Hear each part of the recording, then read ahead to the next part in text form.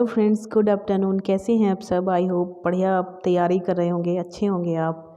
तो फ्रेंड्स, तैयारी करना देखिए आपको काफ़ी सुविधाजनक हो सकता है अगर आप मेरे वीडियोस देखते रहेंगे कंटिन्यूअसली। तो दोस्तों, आपको चैनल सब्सक्राइब करना है उससे पहले, अगर आप नए हैं मेरे चैनल पर, ठीक है। अगर आपने प्लेलिस्ट नहीं देखी है तो प्लेलिस्ट आप चेक कर सकते हैं मेरे चैनल पे, आप विज़िट करिए। वहाँ पर जाकर आपको बहुत सारी वीडियोस मिलेंगी जो आपकी तैयारी में बहुत ज़्यादा हेल्पफुल साबित हो सकती हैं, ठीक है। चलिए, आज का हमारा दोस्तों हमारी सीरीज चल रही थी जॉन कीट्स की। जॉन कीट्स के कुछ इंपॉर्टेंट वर्क्स हम पढ़ रहे थे, तो उसकी 2 वीडियोस मैं पहले ही डाल चुकी हूँ और आज हमारी ये तीसरी वीडियो है। इसमें भी मैं कुछ इंपॉर्टेंट वर्क्स लेकर आई हूँ जिनके बारे में आपको पता होना बहुत ज़रूरी है, ठीक है। तो चलिए स्टार्ट करते हैं आज का हमारा वीडियो। तो दोस्तों, ऑड टू ऑटम, सबसे पहले हम ऑड टू ऑटम के बारे में पढ़ेंगे। तो ऑड टू ऑटम, ऑटम होता है दोस्तों, ये एक सीज़न होता है, आपको पता है क्या होता है ऑटम? पतझड़ का ये सीज़न होता है। तो ode to autumn is Keats ode, इससे नाम से ही पता चल रहा है कि ये एक ऑड है। तो इट इज़ रिटन इन 1819 में इसको रिटन किया गया था, लिखा गया था। तो इट इज़ इम्पर्सनल, इम्पर्सनल से मतलब होता है इसमें वैयक्तिक बिल्कुल भी कोई पर्सनल बात नहीं है जॉन कीट्स की, बिल्कुल इम्पर्सनल पोयम है ये, मतलब खुद से संबंधित कोई चीज़ इसमें नहीं है। It is expresses the charms of autumn, इसमें ऑटम के चार्म्स को बताया गया है। विच इज सीजन ऑफ मेलो फ्रूटफुलनेस, है ना, जो मेलो फ्रूटफुलनेस मतलब इसमें जो है फल वगैरह आते हैं, फ्रूटफुल होता है ये सीज़न काफ़ी। तो autumn is seen as the season itself, autumn एक सीज़न है ना। तो इसको खुद एक सीज़न के रूप में देखा गया है। द पर्सनिफाइड क्या होता है दोस्तों? ये एक फिगर ऑफ स्पीच है। पर्सनिफाइड होता है किसी भी चीज़ को एक व्यक्ति की तरह, एक मानव की तरह आकार दे देना, मानव की तरह उसकी बातों को बताना, ठीक है।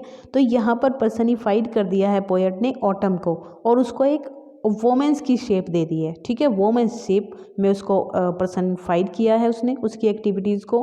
तो she is shown as the harvester, उसने उसको कैसे किया है? उसने उसको एक हार्वेस्टर, हार्वेस्ट क्या होती है दोस्तों? फसल होती है। तो फसल काटने वाले के रूप में बताया है, रीपर के रूप में उसको बताया है, ठीक है।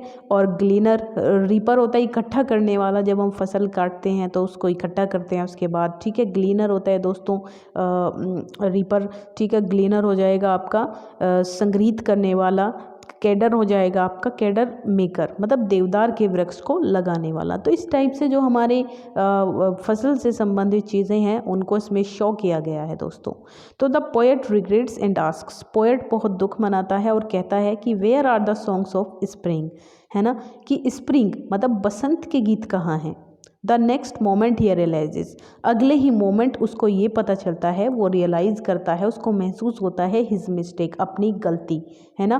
वो दुख प्रकट करता है कि वो मतलब पसंद नहीं कर रहा है ऑटम को, वो चाहता है कि बसंत आ जाए, बसंत के गीत कहाँ हैं, इसीलिए उसने ये क्वेश्चन पुट किया है यहाँ पर। तो लेकिन तुरंत ही उसको क्या गलती महसूस होती है? तो उसको गलती महसूस होती है अपनी, और वो रिप्लाई देता है दोस्तों यहाँ पर कि that the autumn has its on music, मतलब ऑटम का भी तो अपना एक संगीत है, केवल स्प्रिंग में ही थोड़ी संगीत है, ऑटम का भी तो अपना संगीत है। तो ही mentions the singing of the hedge crickets, तो इसमें ये किस किस की सिंगिंग को दोस्तों ऐड कर लेता है? क्रिकेट्स, जो हमारे वो होते हैं क्रिकेट्स, आपको टिड्डी, है ना, टिड्डी वगैरह होते हैं। The whistling of the red breast, सीटी होती है जो हमारी रेड ब्रेस्ट है उनकी जो सीटी होती हैं। The twittering of the swallows, है ना, ट्विटरिंग होती है दोस्तों टर टर की ध्वनि, है ना। तो the poem presents N atmosphere of tranquillity and contentment, tranquillity दोस्तों शांति होती है, कंटेंटमेंट होता है संतोष। तो इस पोएम में ये बताया गया है, कभी भी हमें ये नहीं सोचना चाहिए कि हमारी इच्छा के अकॉर्डिंग सब कुछ हो, है ना। तो क्या इसमें प्रेजेंट किया गया है? इसमें शांति और संतोष के वातावरण को प्रेजेंट किया गया है कि चाहे कोई भी मौसम हो, कैसा भी वातावरण हो, हमें संतुष्ट रहना चाहिए, है ना। और इसमें जो है एक हमारी लाइफ में जो कंडीशंस आती हैं उनको भी यहाँ पर, उनके बारे में भी यही बताया गया है कि हमको क्या करना चाहिए। हमको दोस्तों समझना चाहिए हर बात को, और हर कंडीशन को हमें अच्छे से फेस करना चाहिए और संतुष्ट रहना चाहिए। चलिए दोस्तों, आगे हमारी पोयम है ऑड टू मेलंकली, ये भी बहुत इंपॉर्टेंट है। इट इज़ रिटन इन 1819, इसको भी 1819 में लिखा गया था। एंड इन्फ्लुएंस्ड बाई, और ये किससे प्रभावित है दोस्तों, ये बर्टन का एक वर्क है एनाटॉमी ऑफ मेलंकली। इससे पहले भी एक वर्क आया है दोस्तों, वो भी बर्टन्स के वर्क से ही अफेक्टेड है। तो वो कौन सा वर्क है, आपको याद हो तो लेमिया। दोस्तों लेमिया भी इनका एक वर्क है जो बर्टन्स की एनाटॉमी ऑफ मेलंकली से अफेक्टेड है। और ओड टू मेलंकली, इसमें तो नाम ही है सेम है ना, तो इससे आपको आइडिया रहेगा। The poet is in a melancholic mood. Melancholic होता है दोस्तों विषादपूर्ण, है ना, दुख भरा हुआ जो मन होता है व्यक्ति का, विषादपूर्ण जो मूड होता है उसी को हम मेलंकलिक मूड कह सकते हैं। तो beauty is the eternal source of melancholy. Beauty, वो कहता है कि जो सुंदरता होती है ना, वही स्रोत होती है दुख का, वही दुख का कारण होती है। True melancholy is not in the ugly things of life. जो दुख है, सच्चा जो दुख है, वो कभी भी लाइफ की जो है गंदी चीज़ों में नहीं होता है, अगली थिंग्स में नहीं है वो। It is not in death, मौत भी आ जाए उसमें भी दुख नहीं है, but in everything which is beautiful and joyful. लेकिन हर उस एक चीज़ में होता है जो सुंदर होती है और आनंददायक होती है। उन चीज़ों में क्या होता है, उन चीज़ों में मेलंकली होती है, विषाद होता है, वो हमें ज़रूर दुख देती हैं दोस्तों।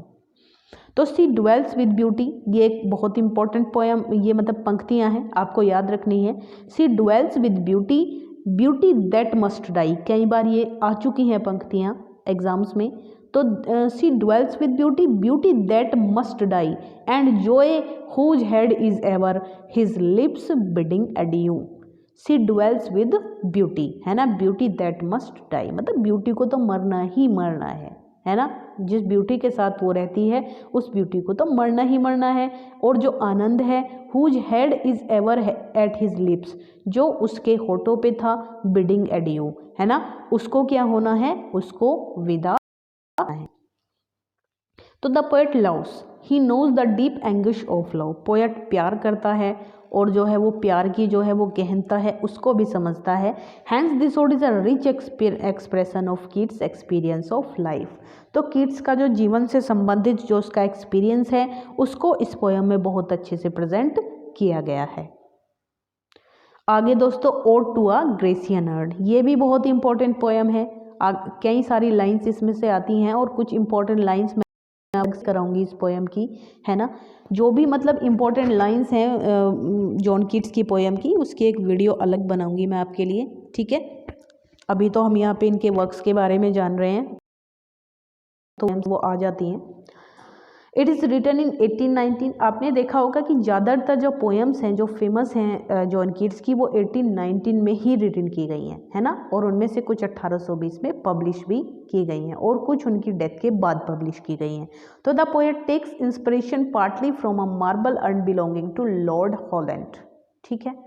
The poet takes inspiration, inspiration होती है एक प्रकार उत्तेजना प्राप्त करना, है ना, इंस्पायर होते हैं जब हम किसी चीज़ से, है ना, उत्साह होता है हमें किसी चीज़ को देख करके। तो पोएट जो है वो इंस्पायर होता है partly from a marble earn, है ना, एक मार्बल अर्न है, मार्बल का बना हुआ एक कलश है, अर्न का मतलब कलश होता है दोस्तों, बिलोंगिंग टू लॉर्ड हॉलैंड, किससे जुड़ा हुआ है ये, लॉर्ड हॉलैंड से जुड़ा हुआ है दोस्तों।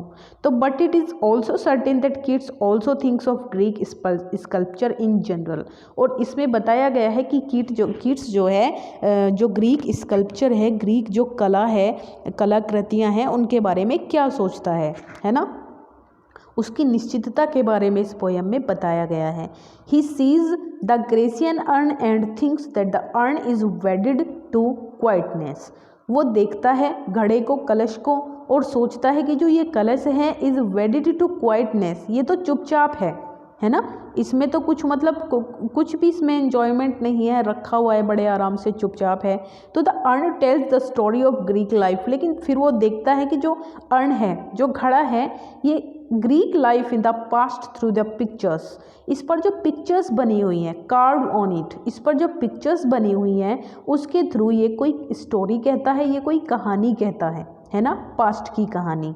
तो the poet wishes to know this pictures, और फिर उत्तेजना मतलब एक तरीके से क्यूरियसिटी आ जाती है पोएट के अंदर, और वो जानना चाहता है कि ये जो पिक्चर्स बनी हुई हैं इसके ऊपर, इनमें क्या है, क्या इनमें प्रेजेंट किया गया है।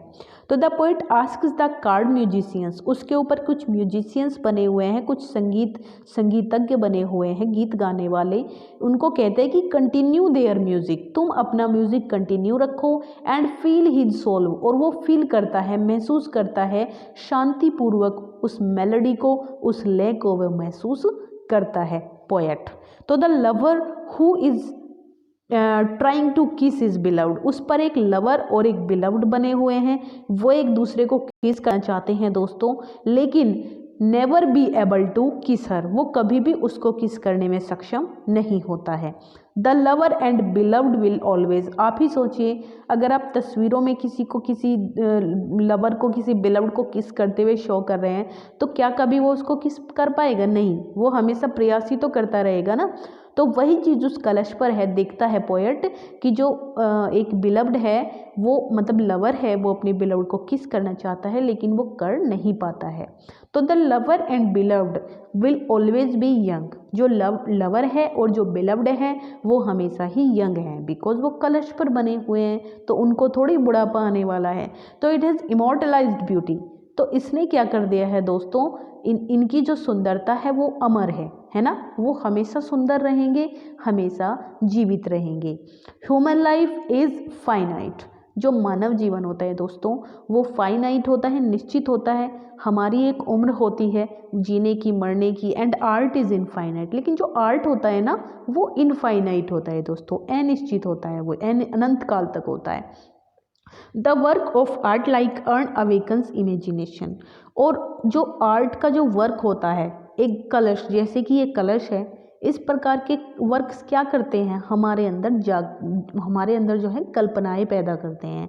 हम उनको देख करके सोचते हैं कि ऐसा हुआ होगा पास्ट में, वैसा हुआ में, है ना। तो the poet gives a message when he says, तो इसके थ्रू पोएट हमें एक मैसेज देता है, एक संदेश देता है। वो कहता है कि ब्यूटी इज ट्रूथ, सुंदरता सत्य है, ट्रूथ ब्यूटी, और सत्य ही सुंदर है। आपने ये एक सॉन्ग भी सुना होगा, है ना, लता मंगेशकर जी ने गाया है, सत्यम शिवम सुंदरम, है ना, बहुत ही प्यारा सॉन्ग है, मुझे तो बहुत पसंद है। और पर्सनली मैं मतलब मुझे सिंगिंग भी बहुत ज़्यादा पसंद है, कभी सुनाऊंगी आपको अपना सॉन्ग, ठीक है, अभी तो पढ़ लेते हैं। तो दैट इज़ ऑल ये know on earth and all ये नीड टू नो, ठीक है, ये बहुत ही इंपॉर्टेंट पोएम है, आपको याद रखनी है, ठीक है।